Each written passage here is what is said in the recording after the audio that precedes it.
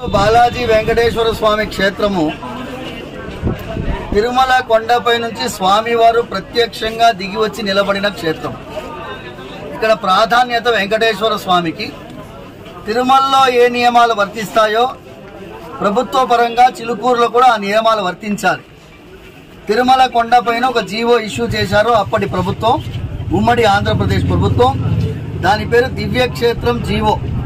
అంటే ఈ 2 kilometre radius లో కొత్తగా ఏ మత సంస్థ నిర్మాణం జరగడానికి వీల్లేదు.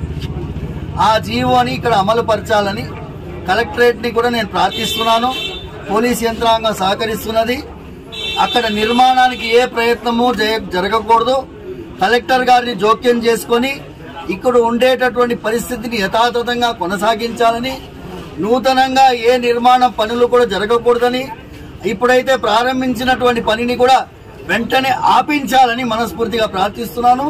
ఎందుకంటే దీనివల్ల లక్షలాది మంది, కోట్లాది మందికి ఆరాధ్యుడైనటువంటి వెంకటేశ్వర స్వామి క్షేత్రంలో మత ఘర్షణలు జరుగుతాయేమో అని భయంగా ఉన్నది.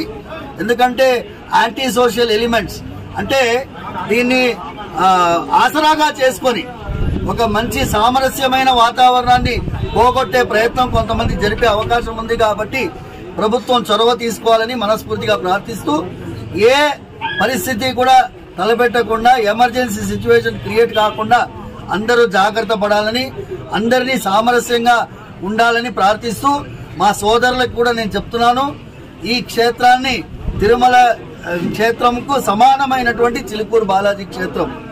ఇక్కడ మేమందరం కూడా మత సామరస్యానికి ప్రతీకగా ఉండేటటువంటి ఈ క్షేత్రం, దీన్ని ఇలాగే కొనసాగించేటట్టుగా తోడ్పడాలని మా ముస్లిం సోదరులను కూడా మేము ప్రార్థిస్తున్నాం.